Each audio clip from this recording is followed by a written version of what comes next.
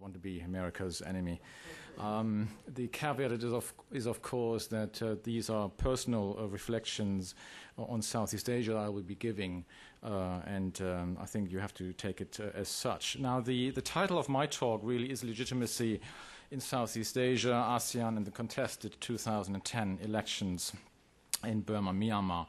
And I think we need to just remind ourselves as to what legitimacy may mean in international society. One of my colleagues, Ian Clark at Aberystwyth in the UK, said that we might be able to think about legitimacy in two ways. One as a theoretical construct, as a, if you like, yardstick, and the other one would be as a historical practice. If you employ it as a yardstick, obviously loads of questions arise, namely as to whether you employ universal yardsticks or those that are perhaps based on regional sentiments or attitudes. But generally, obviously, when we talk about legitimacy, we're talking about state conduct when it comes to international society, and we will then be looking at internal practices, but also, of course, at interstate conduct. And when we look at Myanmar, most of us perhaps do the former rather than the latter. In the sense that we often identify Burma, Myanmar as a pariah state, which tells you a lot about how people think in relation to its domestic political system and the governance and all the various problems which the country obviously has. I would, and as the presentation will make clear, also clearly refer to the other side of legitimacy in international society, which will be about the interstate conduct in which the country, be it Burma or Myanmar, is involved. Now, the structure of my talk is as follows. I want to obviously say a little bit about what ASEAN countries make of the junta's attempts to come up perhaps with a half-decent election and analyze their collective stance in relation to the various core objectives which ASEAN has set itself. And I will also try and do that, if I have time, within the broader regional context.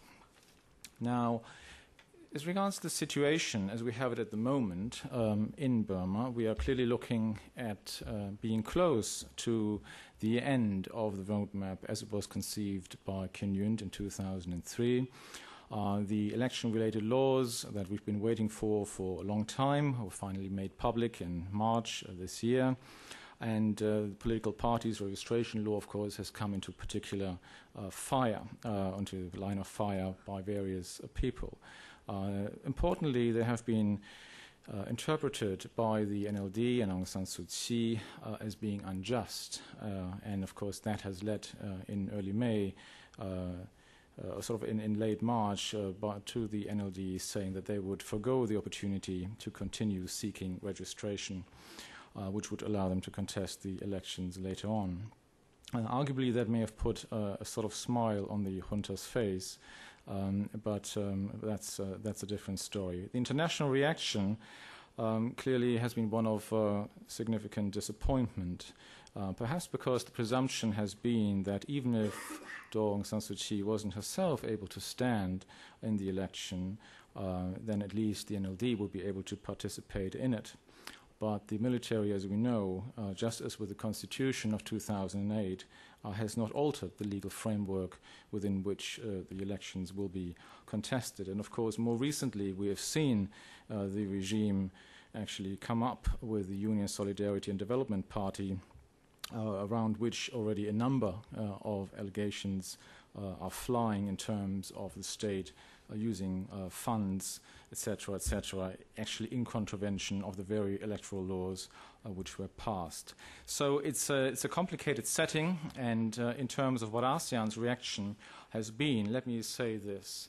Immediately upon the publication of the at least unofficial translations of the texts, we saw the Philippine Foreign Minister, for example, saying that if Aung San Suu Kyi wasn't released and allowed to participate, then of course the whole process would be a farce.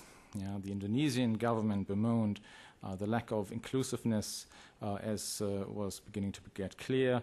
The Thais said the whole laws were discriminatory, and the Singaporeans, for example, had said that there were really two critical factors for the legitimacy of the electoral process. One was that players concerned should move forward towards reconciliation, and the other one would have been NLD participation. Now, this all sounds pretty critical in a way, but interestingly enough, at the 16th ASEAN summit held in Hanoi this year, the collective stance which ASEAN took seemed rather more forgiving, because it only noted that ASEAN was expecting the elections to be free, fair, and inclusive, but it left out a number of things which had actually been mentioned in various ASEAN statements, particularly at the level of the foreign ministers meeting in previous years. One of these was very clearly that there was no mention actually of Aung San Suu Kyi or the NLD.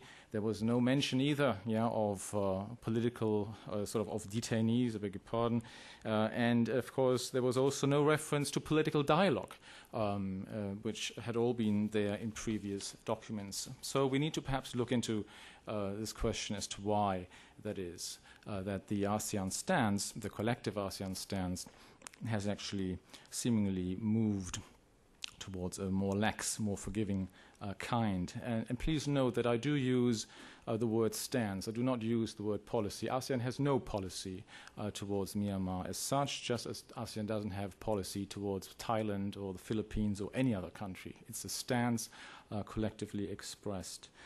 Now, the academic literature might give you a couple of ideas to look at in terms of trying to explain why ASEAN's stance now seems so lax. You might go through them obviously one by one in a slightly teasing way here, might be the sort of position of get on with it. This makes reference to some countries within ASEAN obviously having economic interests to pursue in relation to Burma, Myanmar, and they might say that the literature might say that one has to explore the impact that the interests of distinct socioeconomic classes have on their particular governments. The second argument that you see advanced is, of course, one along the lines of Southeast Asia is politically extremely diverse. And, of course, that is true because you see monarchies, you see semi-democracies, you see Leninist-style one-party states, and so on and so forth. Certainly, ASEAN has never been the sort of value community which the EU has been. So in that sense, you might summarize that stance as we don't all care about what is going on. Thirdly, perhaps there's the literature which focuses more on the failings of ASEAN, particularly the failings of the various ASEAN chairs in the last couple of years, who may have tried their best to actually get concessions from the junta in terms of allowing for greater inclusiveness in their political process, but who have been perhaps not getting very far. So in that sense, this position can be summarized perhaps as we don't want to get burned yet again among the ASEAN countries. I think these kinds of explanations are to some extent useful and valid, but they, of course, are also perhaps also just partial. And I would like to offer you 4 additional pieces of what I perhaps would term the jigsaw here. Now, the first one concerns the role of Vietnam. Vietnam is currently the chair of ASEAN, and that has very clear implications for how ASEAN deals with the various situations that come up. Particularly, it has an impact on what kind of language is being used in the various statements that the association turns out.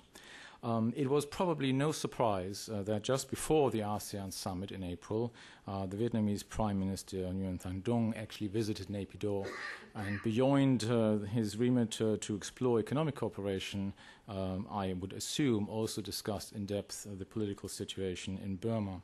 And it seems to me fair to be saying that Vietnam, as in previous instances, has offered a good deal of diplomatic assistance, if not protection, to the Burmese regime. Now, the reasoning of that may be relevant here could be twofold. It could be that Vietnam in particular is keen on preserving the kind of emphasis on non-interference for which the Association of Southeast Asian Nations has traditionally been known.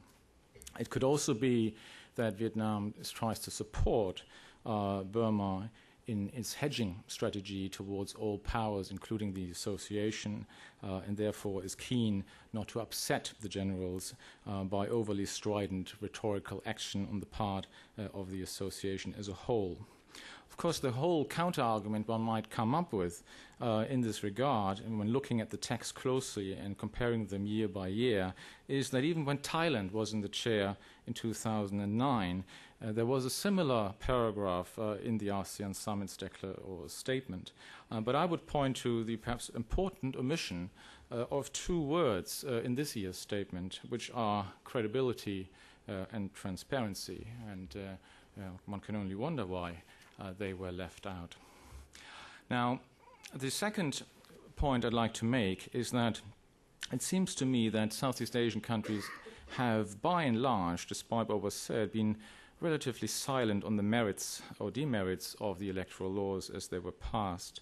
And I think this is to do with the fact that in their own countries, of course, election-related laws can be pretty tough as well. I mean, generally, it is not uncommon at all in Southeast Asia that political parties have to subscribe to work in line with constitutional objectives.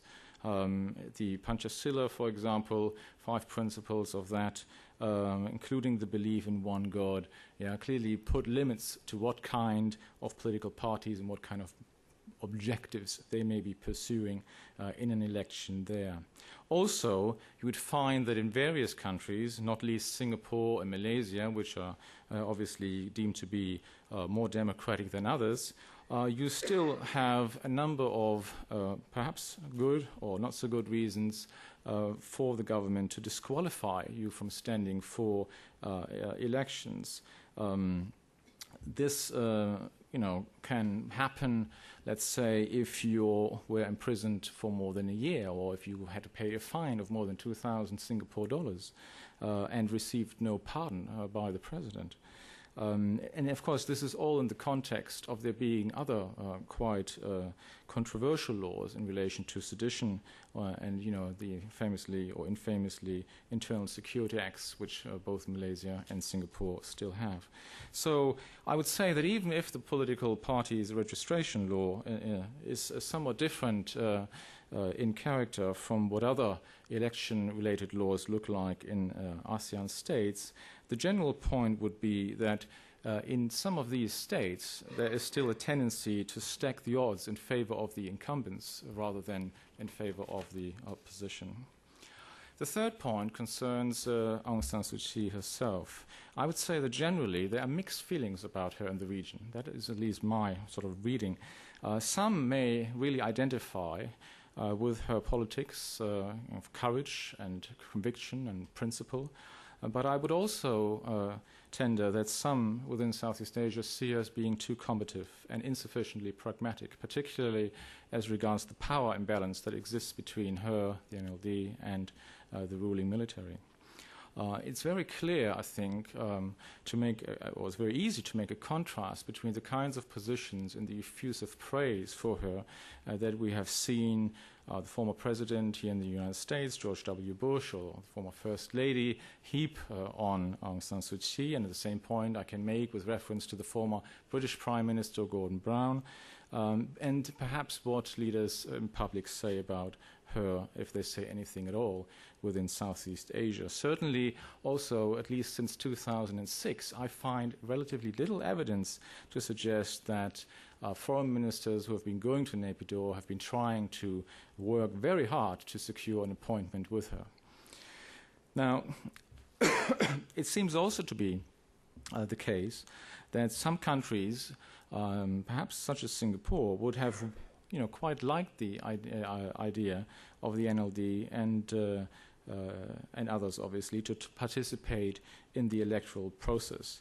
The Singaporeans have always emphasized that all parties should participate, and I believe that some governments in the region, though they may have decried, that the conditions were made by the junta as they were, nevertheless they were thinking that it might have been premature for the NLD to actually come up with a decision that it did reach in March, given that there were some ambiguities, at least with the unofficial translations available of the political parties registration law.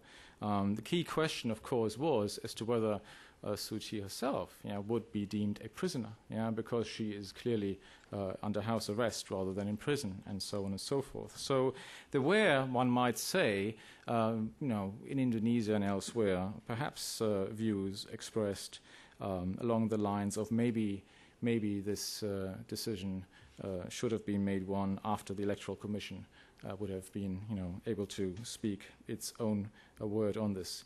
And I think Martin Natalegawa's, the Indonesian foreign minister's trip to Naypyidaw at the end of March was actually trying to understand the practical implications of the laws in question, but I assume his visit in some sense came too late to actually prevent the NLD from doing what it did. So the fourth point I'd just like to remind you of is, of course, the US policy review of 2009, because the laxer language that you can find in ASEAN documentation in relation to Burma, Myanmar, has really been very visible since the United States engaged in the policy review and concluded it in such a way that it would move forward to a pragmatic form of engagement. I think this is why, in part, you see countries such as Indonesia saying that they would understand if the process in Burma wasn't perfect first time round. So this kind of leniency, I think, stands in clear relation to this. Now, that means that the legitimacy of the whole process, as seen from other Southeast Asian states, may lack or may be lacking. But I would venture to argue that their position is that it doesn't perhaps reach the point where it is completely lacking in legitimacy. There's a little bit of it left even in terms of the process, and even if you don't think so, I think some of them are inclined to give the military the benefit of the doubt, because you always come back to this decision in relation to the NLD. Did they actually make that decision for reasons that they perhaps shouldn't have done. So now I'd like to just hypothetically say, if the process that we are now witnessing is going to be completely flawed, and if there's more blatant use by the military of either state funds or their work in contravention of the own frameworks which they came up with, would ASEAN actually behave any differently? I think the general drift of my argument here would be that no, because you have to see what Myanmar means to ASEAN in the context of the regional objectives which the association has set out.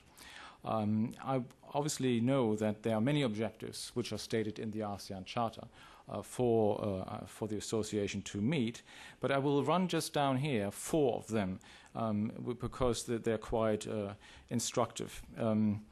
And obviously help me with my argument. The first one is that ASEAN is really about maintaining and enhancing peace, security, and stability in the region. The second key objective, as expressed in the ASEAN Charter, is that the association is about enhancing regional resilience by promoting greater political, security, economic, and socio-cultural cooperation. The third key objective, as expressed in the ASEAN Charter, is the preservation of Southeast Asia as a nuclear weapons-free zone.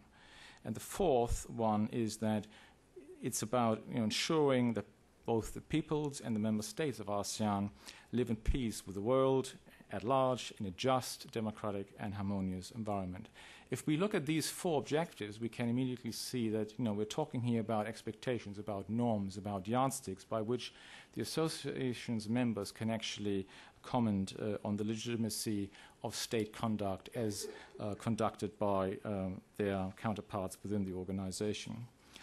Now, if we therefore ask the question, is it right to say that Myanmar presents a threat to regional security? You might say, yeah, well, surely that's an argument we've heard before. And yes, it's certainly an argument that has been, in the past anyway, been made by the United States government under President Bush. But I don't, at least in public, hear this argument being made within Southeast Asia all that much. Certainly when we look at the 2007 United Nations Security Council vote on whether or not the draft resolution put forward by the US and UK should go through, the Indonesians argued that there were more appropriate bodies than the United Nations Security Council to actually tackle the various problems that the country has, particularly, obviously, the transnational problems and the human rights problems. Now, you might say, okay, but what about neighboring Thailand? Surely their experience is kind of different. And that is true. You know, they are clearly experiencing the effects of the cross-border smuggling of drugs, and they have to deal with the refugee outflow, etc., etc. But nevertheless, I'd say these problems are still such that you don't really hear the Thai government again and again making the point that the country called Burma or Myanmar is a threat to regional security. There is obviously an issue here as regards trust building, and you might say that the lack of trust such as it exists between Naypyidaw and other capitals is not conducive to the establishment of a political security community in ASEAN.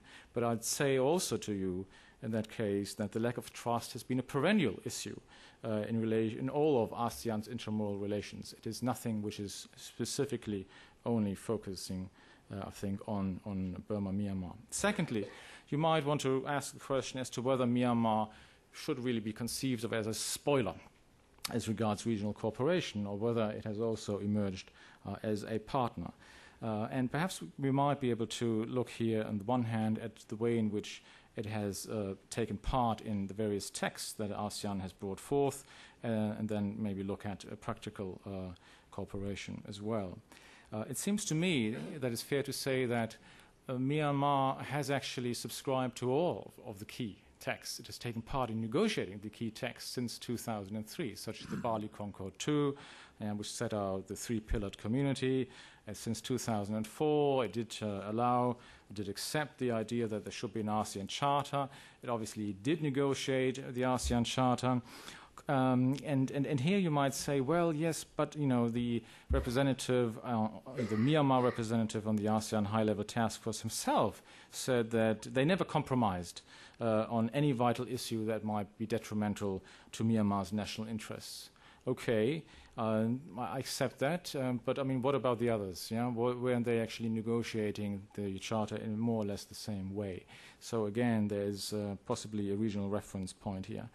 Now, as regards practical cooperation, you might say, didn't the initial attitude that the regime showed when it had to deal with Cyclone Nargis show that they had very little interest in ASEAN being a helpful hand in cooperating within ASEAN. But of course, as we know, with hindsight, ASEAN actually did manage to make a success story out of this, at least a success for the region.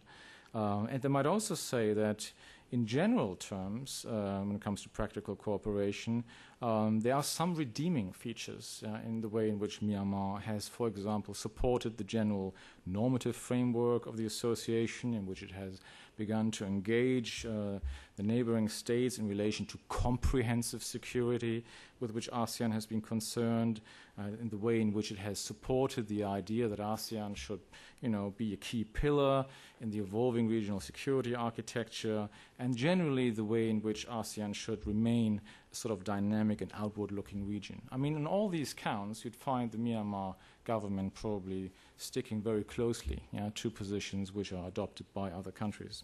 So on balance, you might say the record is actually mixed when it comes to cooperation. There are some instances where it's obviously not so good, and there are other instances where it's at least acceptable and perhaps on par with the region as a whole. Now, in relation to the nuclear weapons issue, you might find, given what we read in the papers these days, that surely Myanmar must be in breach of the Southeast Asian Nuclear Weapons Free Zone Treaty. After all, there are these points that are being made that Myanmar is secretly pursuing a nuclear program, one that is, in other words, different from the research reactor which Myanmar has been trying to buy from Russia. But as of now, of course, that hasn't been built. But to summarize the findings of various research institutions and authors like Andrew Selth, who we mentioned on the previous panel, it's also probably fair to say that while some people argue they have the greatest strategic motivation to develop this program, there is so far very little evidence to show for it. And as such, we also need to take note of the fact that, at least as I understand it, there's no Southeast Asian country that would have requested Myanmar to clarify the situation in line with the said treaty. Now, that leaves me with number 4. Does not Myanmar undermine the association because it doesn't do enough to promote democracy, and it doesn't do enough to promote and protect human rights?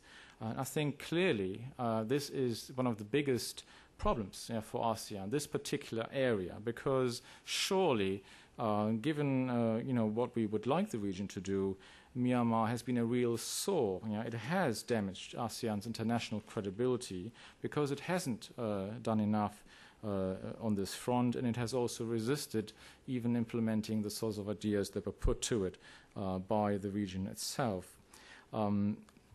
Yet, on the other side, we do have to take note that even though Myanmar has exactly the same power to do damage in terms of coming up with vetoes, it is, of course, a fact that Myanmar itself agreed to the Intergovernmental Commission on Human Rights, which ASEAN has set up. And, of course, how that would work, or whether it would achieve very much, is a different story. But at least they didn't veto it as they had the chance, perhaps, to do.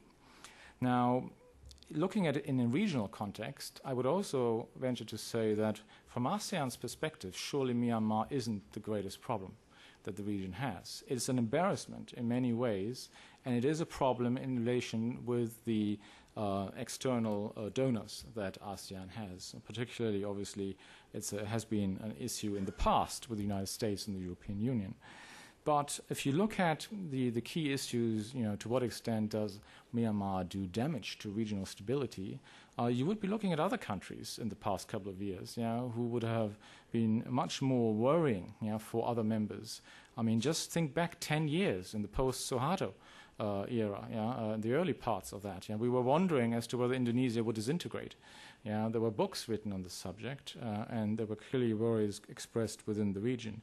We were also very much worried about the issue of homegrown terrorism within Indonesia, and the various transnational links, all in relation to Jemaah Islamiyah, and these were serious, because they also, of course, attracted a lot of international attention. You might look at Thailand these days. I mean, not only do we have the ongoing insurgency in the south, but there are clearly very, very, very deep fissures in Thai society. And we saw some of these problems being played out and result in bloodletting just the other week. So I would say you would find support for this position in statements as they are being made in places such as Singapore. One, for example, noted very recently that ASEAN cannot progress if Thailand remains mired in political instability. And you see very forthright language in relation to Thailand of the kind of which you actually have never seen expressed in relation to Myanmar, which just suggests that on balance, players like Thailand, Indonesia are much more relevant when the association has to assess what impact there is on regional peace, security, as well as stability. So the point here is perhaps that despite its geostrategic significance, despite being an embarrassment in many ways, there is perhaps something about other countries' geostrategic position which makes them much more important and therefore also worthwhile of more attention within the setting of the association. So in conclusion, I'd like to say this. First of all, we need to, when we think about legitimacy, think about it in terms of what it means in regional international society. So it's not only really focused on state practices internally, but it also has to do with how the state relates to other states. Yeah? And on this front, perhaps the SPDC-led government does fare a little bit better, at least in relation to Southeast Asia, than might be the perspective from Europe or elsewhere, generally. So from an ASEAN perspective, I'd say that the roadmap generally, and of course also the elections, will lack legitimacy. But there is, I think, an important distinction to be had between a total lack of legitimacy and a partial lack of that. And I think the latter is perhaps what the consensus is going to be about. Then there is this very important, in my view, a point about the NLD, which is, as I see it, regional countries would have thought, regional countries thought they should have taken the chance, the opportunity, if one arose, rather than perhaps looking away, making a U-turn or just a turn on the basis of a principled decision. It's also, fourthly, important to remember that by and large Myanmar seems to be abiding by what are the core norms within Southeast Asia itself. There are some what I would call emerging regional norms in relation to democracy and human rights, where Myanmar, of course, doesn't score at all well. These are precisely, of course, the issue areas where the region as a whole still has a debate to play out. And I'd just like to again remind you that the Vietnamese, the Laos government, as well as I think the Cambodian government, were all equally adamant about some of the positions which countries such as Indonesia were trying to promote within the association. So it's not just an issue that Myanmar or Burma presents alone.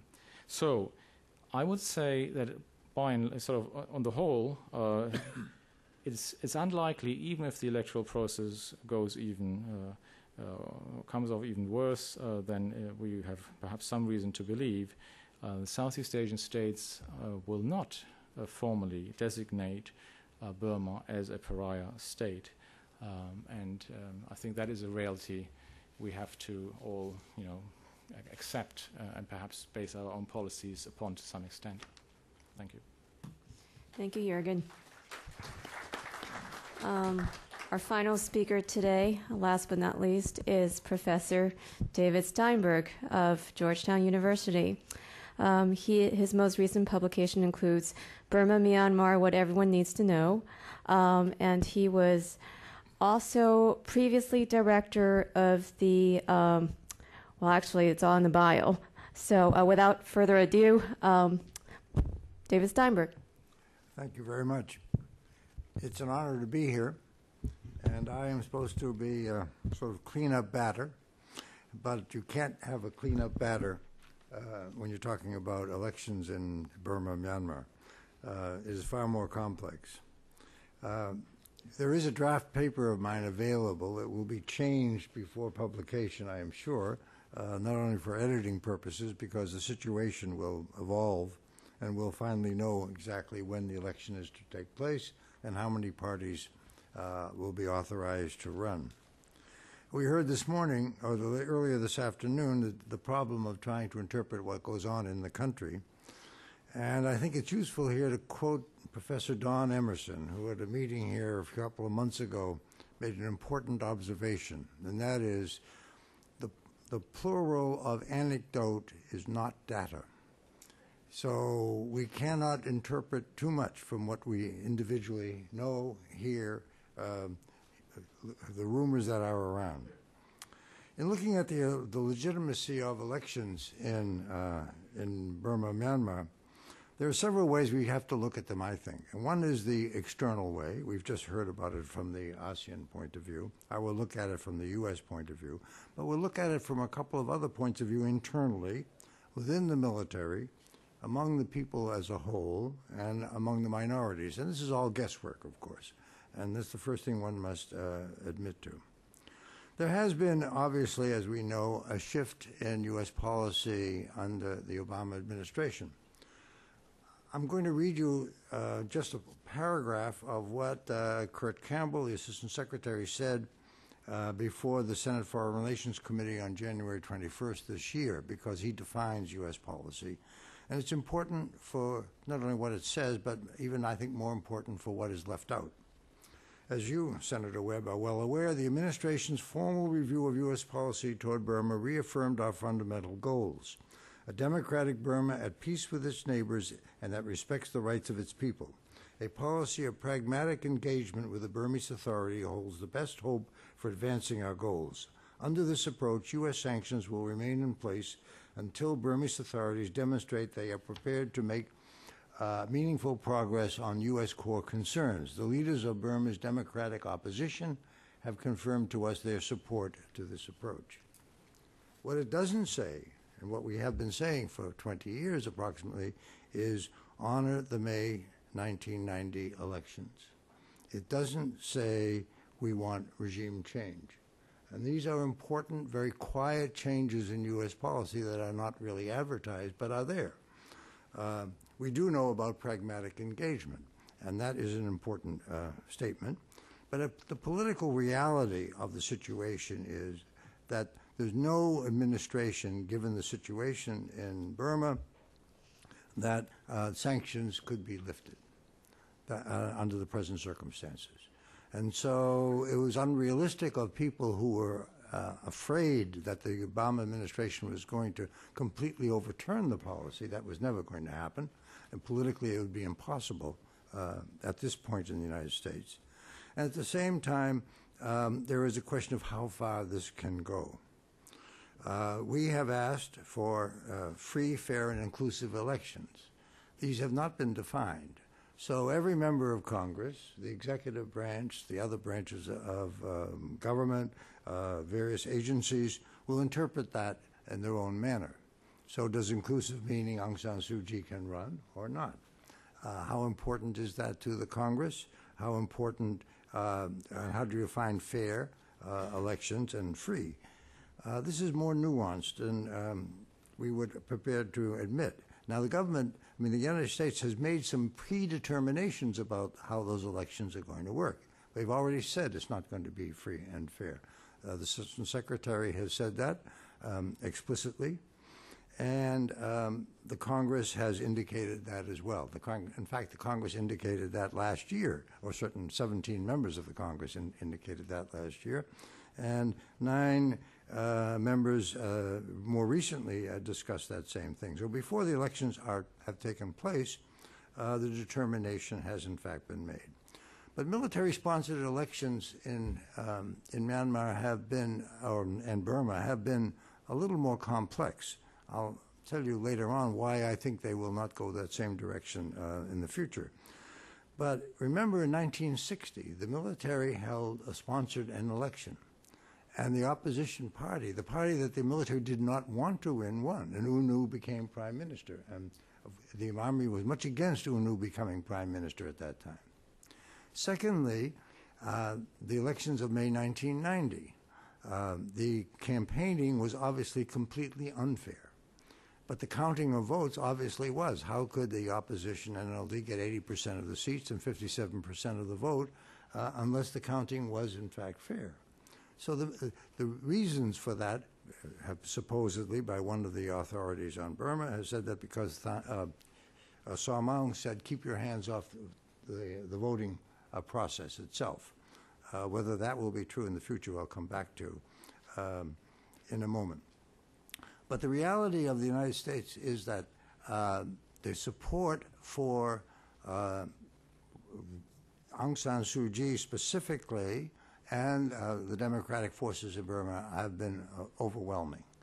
If you go back into the congressional record from 1988 to January 2010, Aung San Suu Kyi is mentioned 1,598 times in the congressional record. I'm not kidding. And of those times, Mitch McConnell has said it 340 times, which is just about double his nearest Democratic opposition person, Dianne Feinstein mentioned her. So it is a remarkable testament to her. And we have seen from Kurt Campbell's recent statement that, in fact, the Burmese authorities, and we assume, and I don't have any personal information on this, that Kurt Campbell's discussions with Aung San Suu Kyi indicated, at least in the first instance, in his first trip, that the opposition was prepared to go along with the present U.S. policy. We can expect, therefore, that whatever happens in those elections, assuming that they are peaceful, we know that, in fact, that there's going to be a lot of, quote, pork barrel activities in Burma. That's already evident from the anecdotal evidence I got from there in March, that the USDA is very active in making sure that people get something for voting for the government or for the government candidates. But I do think there will be a reasonable degree of opposition. With the NLD backing out and Aung San Suu Kyi basically led that determination, there are many who feel that this was an unfortunate choice. But after bringing a court case that the process was all wrong, it was very difficult to see how they could do otherwise. But the NLD, or Aung San Suu Kyi, personally has criticized those who have decided to form another opposition party, a Democratic party, and that I think may be, I think, unfortunate. And at least in my conversations with other embassies in Yangon, have indicated that there are a number who have been disturbed that the NLD did not participate in the elections. I don't know exactly what the U.S. position was on that. It seems to me that while the United States will probably not admit to that these elections had any semblance of legitimacy, aside from ASEAN, which Jurgen has covered, China, Japan, India, the UN will probably say something to the effect that if they are peaceful, well, a first step has been made. Now please adhere to the provisions of your new constitution, which has human rights elements in it, and we will sort of take this intermediate position. I would think that would be likely. If we look at the situation from the point of view of the U.S., we not only have the question of President Clinton, President Bush talking about Burma as a threat to U.S. security and international relations, we have President Obama signing the bill, signing that statement just the other day, which is the only way that the executive branch can unilaterally impose sanctions or continue sanctions. That is a legal requirement. It has nothing to do with the reality of the situation, but is rather, in fact, a kind of mantra that is invoked because of changes in legislation that my paper, quoting a Burmese legal authority, has indicated. But now we look to the internal aspects of the election legitimacy issues. And first, we want to look at the issue of the military itself. And there's where what the problem of the prognosis for the forthcoming elections really bothers me, because I see something that is very worrisome. And that is we talked about, Vincent talked about political culture, and I know that there are academics who don't like to use that term, but I do like to use that term. But we must stress that political culture is not cast in concrete or even aspic. It changes over time. These changes are likely to be slow. But if we think about a command structure, a hierarchical society, which I think Burmese society or Burman society is, to be more specific, where power is considered finite rather than infinite in public administration terms, where authority is highly personal, where entourages and patron-client relationships are important, are absolutely critical, and resulting in corruption to make these relationships work in a society that is relatively poor. I think we see this command structure forcing elements of the lower elements of the administration trying to please the higher elements of their own administration. In other words, the lower level military, the lower level commanders, the people in the villages, in the wards, in the cities, will want to show, to demonstrate to their superiors in the military that they're doing a good job.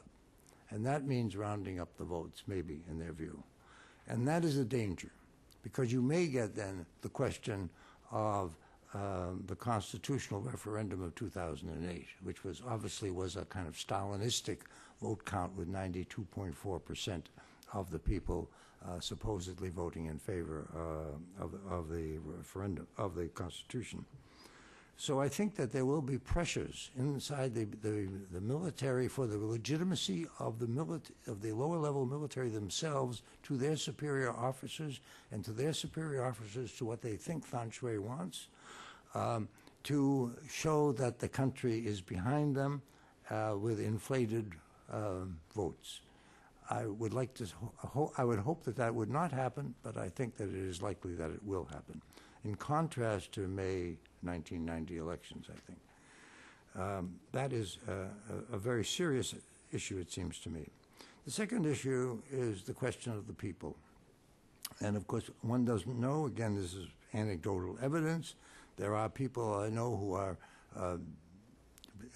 intellectuals who are thinking of running for the Hluttaw, who will vote, who want to be involved in the process, but at the same time, and I think that Aung San Suu Kyi has a great deal of following personally. I don't know whether the NLD has got near the following that she has, but I do think that there will be a very strong element of people who will not want to vote in the way we would term democracy, but democracy to many, I think, is getting the military out of executive power. And I think that is a very important distinction that we should make. The third element is the question of the minorities. And to me, that has always been, since independence, the most important political question facing the country. It is not democracy or this party or that party. It is rather how to develop in some Burmese way a fair distribution of power, authority, and resources among the various ethnic groups in the society. This has bedeviled the society from the very beginning. This is, in a very strange way, why the military has talked about national unity as being a primary objective, solidarity and national unity. And by the way, we think of that as propaganda, but I don't believe it is propaganda. And if you heard the Chinese premier, I think it was yesterday, talking to the Americans in Beijing, he said that our interests are sovereignty and national unity. And of course, he's talking about Tibet and Taiwan, but at the same time, the concept is there. And I think we have to understand that this is not propaganda. And one of the things that we have to be able to do, this is a footnote to this whole discussion, is to be able to distinguish between what is propaganda, what is cant, and what is, in fact, deeply held beliefs. And whether those beliefs are accurate or not is another matter, but whether they are deeply held means how we negotiate with these people. Because if we say everything you say is phony, then we can't negotiate. If we say, yes, we believe that you believe that, even though we don't think it's really accurate, then maybe we have the basis for saying how can we achieve some sort of compromise in our relationships. But the minority issue, of course, has been bedeviled the government, and the latest information, of course, just a couple of days ago, is that the Border Defense Units issue has been set aside until after the elections.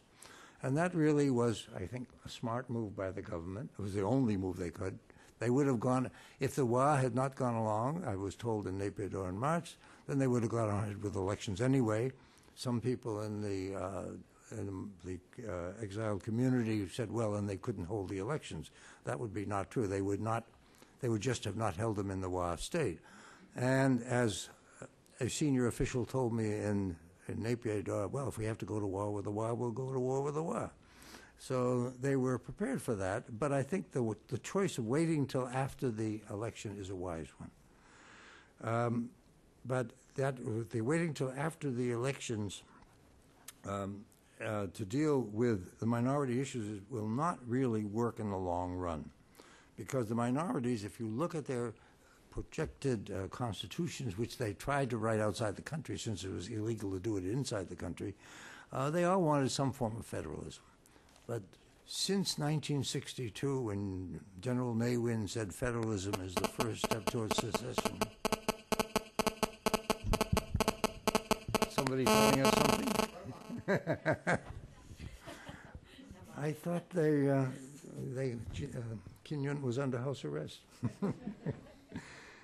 I think that there is a serious issue here of how much authority that the minorities will have. The government would probably say they will have more authority than they've had under any other government since independence. And to a certain degree, formalistically, that may be true, but in fact, it will not, in fact, be true. And this issue has got to be addressed, and we have to be, we, the outside world, I think, have to be thinking about this issue and what one can and cannot do about this. Because, I think, Mary, you said it, every country around Burma has been basically supported one insurrection or one dissident group or another. The U.S. has supported them. The U.K. supposedly has supported them. Middle Eastern money maybe have supported them, some of them as well, so that there is great suspicion. And the suspicion is, in fact, justified historically, if not justified at the moment. And so this has to be kept in mind. And one of the things that I think we have to understand in trying to deal with this issue of how legitimacy within that country is the history of our involvement, which we do not stress. If we read the Asia Society recent report on what the U.S. might do, we don't talk about history in that report. And I think that is something that was overlooked, because I think that does affect how the Burmese will react to any suggestions that we make. So are we now, let us say, on the cusp of change or not? And what does this mean in terms of legitimacy? To the Burmese military, well, change, I think, will occur, but it will be formalistic change. It will not change the locus of power or the authority of power within the state, at least in the short period. There may be space developed over time, and one hopes that will occur, where you begin to see more local issues taken into account, where you begin to see perhaps more chance for civil society, indigenous civil society, to develop, but we don't know. There will be local hutas, and they may be more sensitive to local issues than the previous centralized governments have been. Under the BSPP, one of the senior executive committee members of the BSPP told me, he said, well, we were supposed to go back to our districts and learn from the people what were the problems, and then go back to the huta and change the legislation to make sure we dealt with these problems. He said it doesn't work. It didn't work. And I said, yes, it didn't work because people were afraid of you. You had the guns, and nobody's going to tell you what is going to be wrong in that society. And I think that still is the case in many parts of it. Now, the U.S. has engaged the country, Burma, for a number of months. There's growing dissatisfaction in the Congress about this, that it hasn't, quote, worked, as if it was supposed to be instant change. As one senior, and there is a feeling that there is pressure for more sanctions, more specified sanctions. And there have been attempts in the Congress to get more almost Cuba-like sanctions, in effect, that have not been passed, although, as you all know, sanctions have been passed on a number of occasions. As one senior American diplomat said, the previous sanction policy has failed for 20 years, and this one has failed for only 7 months. So give it some time. It may not fail yet. But the pressures for sanctions are real. But it is an issue that will cause a great deal of anguish. When I asked someone, will the administration, the Obama administration, support a congressional move for more sanctions, I didn't get an answer. Under Jurgen's leadership, I wrote a piece called, is the Burma issue, is Burma a boutique issue? And the question is, how much political ammunition will any administration be willing to use up in trying to do something on Burma issues? And the answer right now is not bloody much, because of the problems that the administration has around the world. North Korea cut off all communications with South Korea today, just as the latest example of a particular issue. And so there's not going to be too much attention paid to that, and there's not going to be too much ammunition used up for it. The Burmese government, in terms of legitimacy, will say, well, what do you want anyway? Kurt Campbell went to Naypyidaw and Yangon, 2 weeks ago? And there were no, quote, deliverables, a term that, I don't know, we use in the United States. I don't know whether we use it anywhere else. But nothing happened.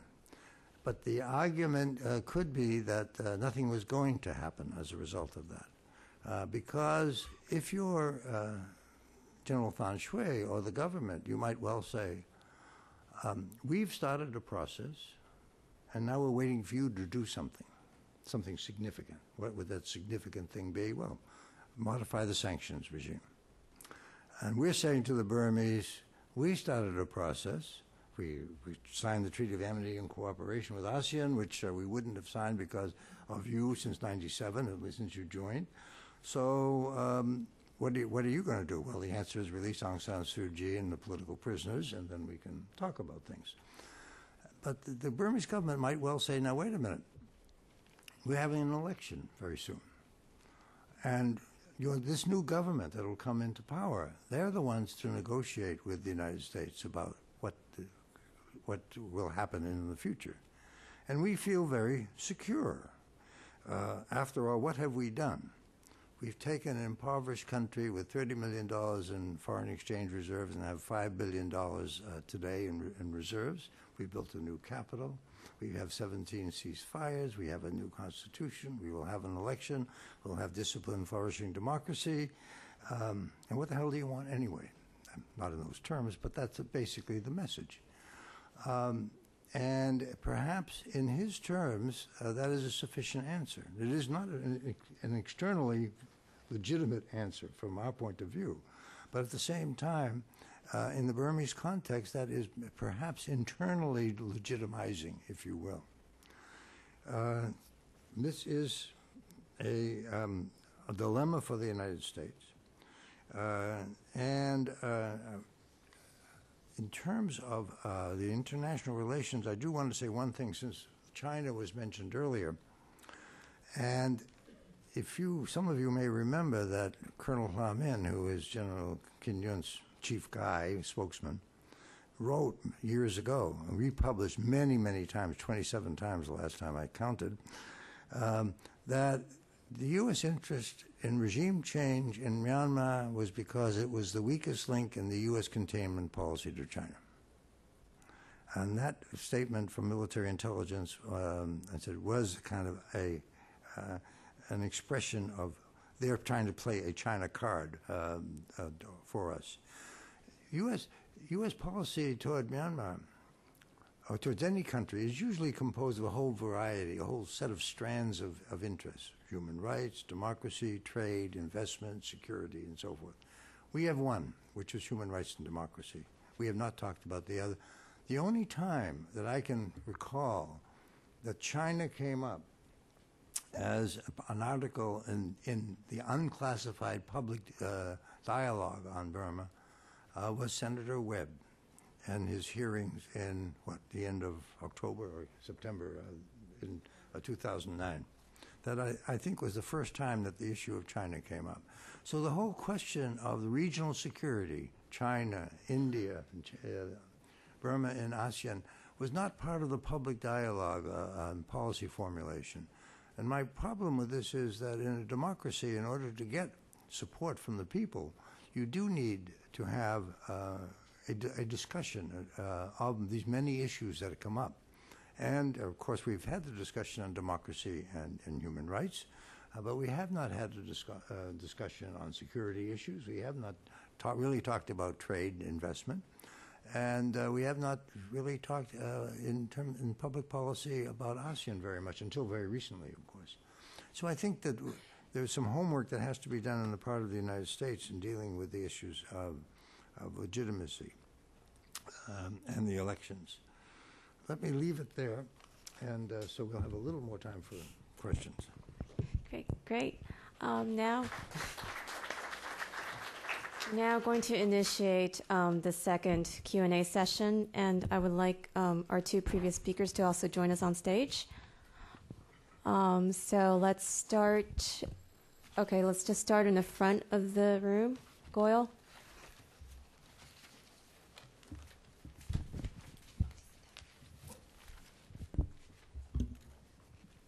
Thank you very much. Raghuveer Goyal from India Globe and Asia Today. Great talk, great discussions every day about Burma, but no concrete results. For 20 years now, almost, this poor lady is in jail on and off. And everybody had been talking about human rights and democracy, but we don't see any human rights, we don't see any democracy. This is a statement not from me, but from the people, including Burmese and also human rights experts and think tank. What I'm asking is, for the 20 years, like you said, sanctions has not worked. And they will not work as long as China is behind Burma and other rogue nations around China. And administration is not also pushing China as far as regional security issues and human rights and democracy, because I think everybody is maybe comfort with one-man policy or dictatorship or military rule. What I'm asking now, now under this new elections or new constitution, what is the future for the Burmese, and what you think Obama administration, which we were talking about change, will come in the future? And you have seen recently the bloody monks demonstrations, and the future will be maybe more bloodier than you have seen. Is this directed to all the panelists? Anybody. we hope we bring this poor lady out of jail and bring the 1990 elections, and she might be the future of Burma. Well, let me just say, you've asked a number of questions. Number one, I think that it is not China or India or Thailand or any other country's support of Burma that has made the sanctions policy fail. No Burmese government, for its own political legitimacy, can be seen to be giving in to sanctions, nor, I might add, the North Korean government, but that's another story.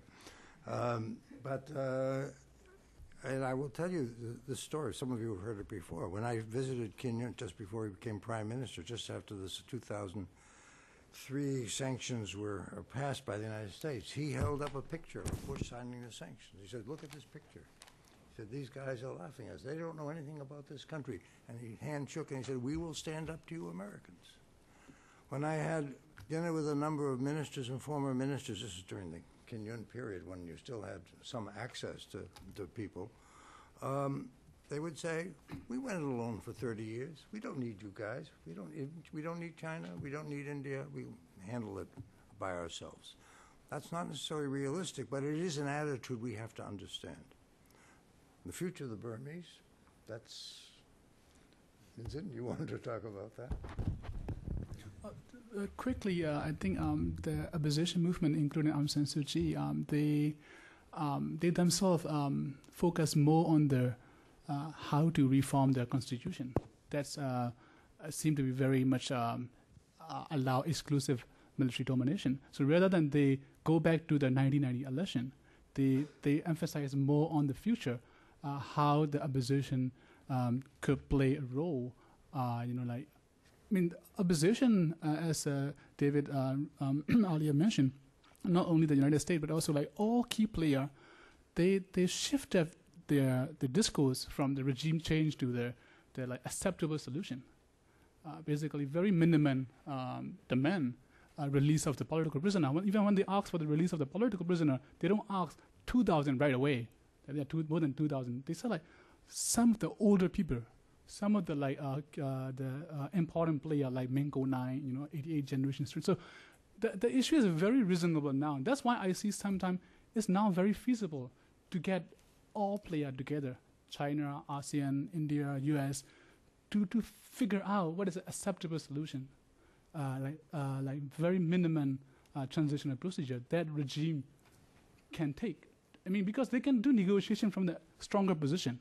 Right now, what we need to tell them is, do negotiation right now. That's what China and ASEAN should tell. Do negotiation right now because you are in the upper hand. You are in the stronger position. Otherwise, it will going to be either explosion or implosion. I see some of the contradiction within the new hybrid system. There are a lot of contradiction. So I think like this, the future is not sidelining or marginalizing the army. Getting army together with the civilian to build more like workable civil military relationship, so that we can proceed nation reconciliation. Can I just say one thing? I'm usually wrong when I make any predictions about Myanmar, and I really, really hope I'm wrong on the kind of bleak message that I gave you. But I am not sure why it would be in China's interest to ask the SPDC to negotiate with a political leader that has so much cachet in the West. I mean, does China really want such a good friend of the United States to run the country next door, in between it and India? I don't know. So I really hope I'm wrong. Go back. Gentleman on the edge. Hi, thank you. Mike Billington with Executive Intelligence Review.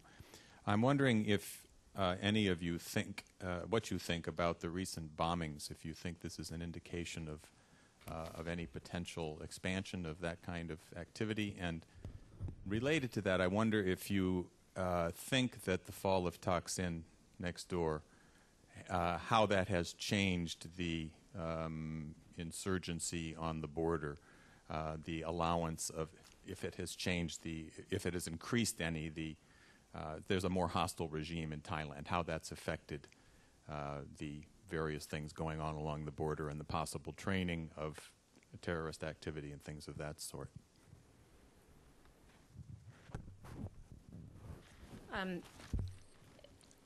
We don't know who's behind those bombings. If you talk to people inside Myanmar, lots of people think the regime does these bombings to create, some kind of reaction against them. I think it's quite possible that breakaway groups in ceasefire groups or groups carrying on active conflict against the regime, that we may see more of this in the future, because I don't see however the border guard force negotiations work out, I don't see a return to the old style insurgency of holding territory and fighting sort of set position battles. In terms of how the fall of Thaksin or the chaos in Thailand has affected what's going on the border, I think, Minzin, you may have more sources on that than I do, but I would just say that one thing we don't talk about, we tend to focus on the politics in Bangkok vis-a-vis the politics in Rangoon or Naypyidaw, but the whole Tak province is highly economically dependent on instability in Burma. Now, it doesn't mean, I think there's a conspiracy theory to maintain it or anything, but I think there are, again, it's complicated what interests there really are for establishing more stability in Burma.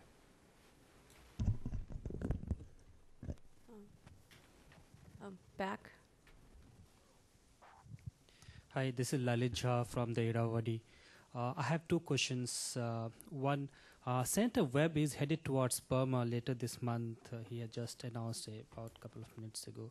So what do you see his visiting to Burma second time in a year, and what role he has in U.S. Policy towards Burma? And secondly, can you give us a sense of the United Nations role in trying to bring democracy, or its unsuccessful role in getting all the prisoners released from jail, and why UN is keeping quiet since this year? It doesn't has any special envoy since beginning of January when Gambari has been shifted to Sudan. Thank you. You want to take that? On China. It seems to me Chinese policy on Burma and North Korea is the same. A pliant, tranquil state without producing refugees into China from either side, which offers China a role for investment, trade, and so forth. Of course, in the case of North Korea, they're providing subsistence to the regime. I think the Chinese probably would like to see reforms, but not regime change in Burma. In other words, how do you prevent a popular uprising? That would be the worst scenario from a Chinese point of view, because it would lead to chaos, as the Burmese military like to use that term. It would lead to chaos, but the Chinese will have two pipelines. They will have all kinds of hydroelectric projects. They have some mineral projects besides timber and other things, and gold mining. They don't want to see that country deteriorate into a civil war or chaos. So that it seems to me that if I were the Chinese, I would be trying to say to the Burmese, you've got to reform to placate the people enough so they will not have a rebellion on your hands. No more 1988. That would be a primary objective. Yeah, I don't think they want to see a democratic, Western-oriented government in Rangoon or Naypyidaw or anywhere else in that region. Anyone else? Oh, I might want one more thing. Just on the UN, I know personally that Ban Ki-moon is very taken with the Burma situation.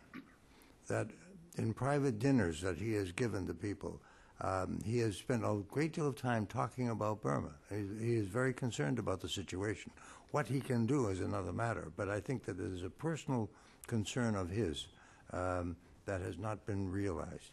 My question was about Senator Webb's visit to Burma next week, later this month. Senator Webb's visit to Burma. Senator Webb's visit. Senator Webb visits to Burma when? Later this month, is that what you said? Next week. I don't know what can happen. I think that visits now may show that we are interested in something, but we're not about to deliver anything to them, and they're not, to my mind, about to deliver anything to us. They may release some political prisoners, but it will not be those who will, from their point of view, cause problems for the regime. But they may do that as a result of his trip, because they know that he has been a very important advocate of change in U.S. policy. But he can only go so far. And I think that right now, although I think he's personally committed to doing something, there's very little he can do. I think as far as I know, the military invited Senator Webb coming back again to Burma. The idea is probably they might release some political prisoners to reap some kudo, and then they can create division within the U.S. policy establishment.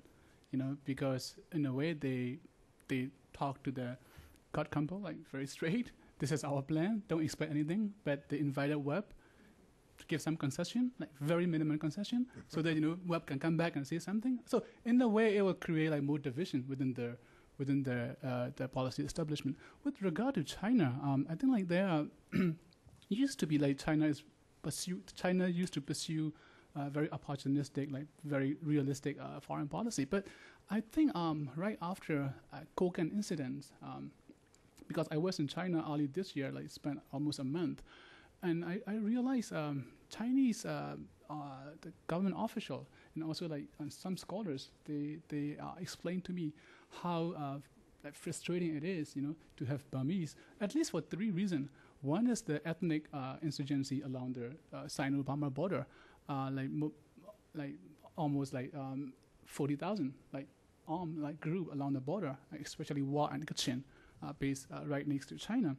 So if military like pressure, not necessarily right now on post-election, if military pursue like aggressive like crackdown on these groups, it will create disaster for China. I mean, like a couple of thousand Kokand armed group will like crack down by the Burmese military. It lead to the more than 37,000 refugees fleeing to Kunming.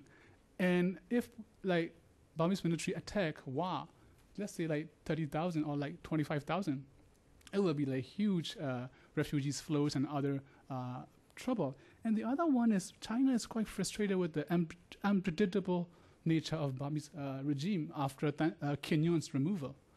They used to have a trust in Kenyon, but after Kenyon, they found like, for example, like right after Kenyon's removal, Tan Shui visited India.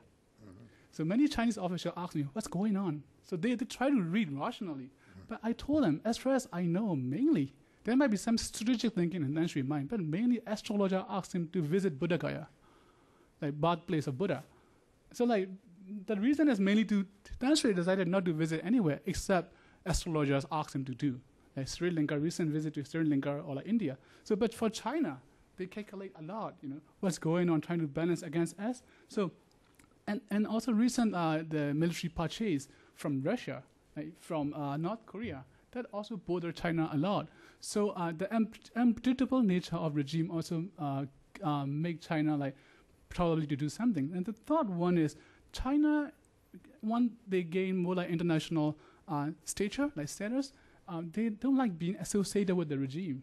When I was in the China, many Chinese officials, they say like, you know what? We hate U.S. campaign for Burma. They always associate us with the Burmese military. For example, like Aung San Suu Kyi is a prisoner of China. They hate it, like the Olympic boycott. So they are more and more sensitive to that being association of that kind of stuff. So these 3 reasons probably make China to review their policy toward Burma. I have some evidence. For example, Wa and the Burmese top negotiator general asked Wa leader come and visit Lashu, the capital of the northern Burma, for the negotiation. The Wa said no, we cannot come. If you want to do negotiation discussion, come and visit Pansan. And then the top general flew to the Kunming, talked to the Chinese Communist Party leadership, please do something.